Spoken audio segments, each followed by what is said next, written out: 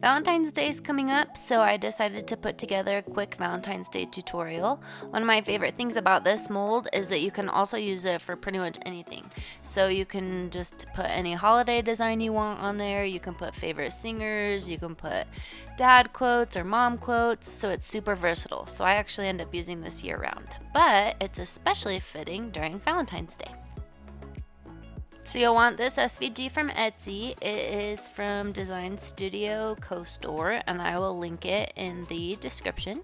And then you'll also want to make sure that you have the blank conversation heart from Natollie, and code SAVE will take 10% or 15%, it kind of depends on the month, but it gives you a discount on the mold at checkout. So then you're going to want to have some designs to use on your cardstock. I really love Creative Fabrica because once you pay, everything's included, and they're running a lot of specials right now. I super appreciate it if you use my link, because that does show them that I sent you there, and they give me a little bit of a commission.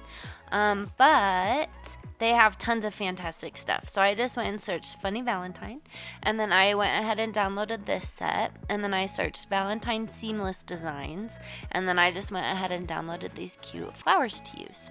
So once you have all of those things, you're going to go upload them to Cricut Design Space. And I'm going to super speed this up so that you guys don't have to sit here and watch. And I do this more in depth than some of my other tutorials if you're not quite sure how to upload things to Cricut Design Space.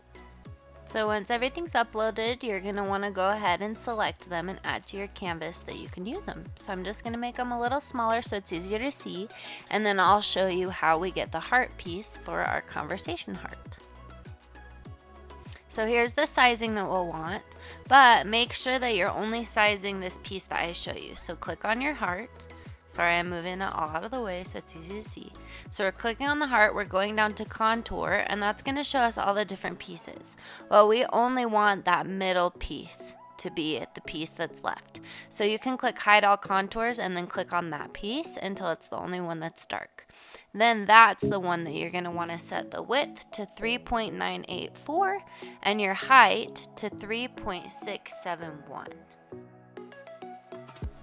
So once you have it sized right, I'm just going to drag the pattern on top where I want it, and then select both the shape and the pattern. On my computer I use Shift, yours might be Control or Command. And once they're both clicked, then you're going to go down and click Slice, and that cuts out your shape so that it is in the shape that you want. Then I deleted the extra pieces. You can also upload patterns to Cricut Design Space. So these are ones I already have uploaded, and then whatever you click, it will change to that pattern. So then we want to add a funny quote on top. So I'm going to just kind of roughly get it about the size that I want, and then we're going to use Cricut's offset feature to add a white background around it so that we can actually read it, because right now it looks really messy. So I'm just going to click that offset, and then it shows us an outline around it to estimate kind of where that white line is going to be. So right now that's pretty big. I'm just going to make it a little bit smaller so that it doesn't stand out quite so much.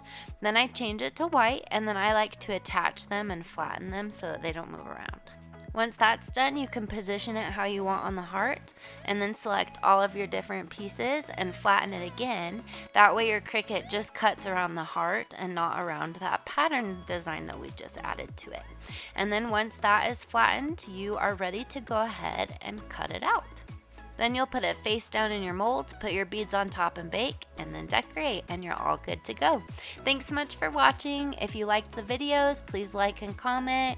If you ever have anything that you want me to make cardstock for, feel free to put that in the comments. I can't promise that I will, but I'm always looking for ideas.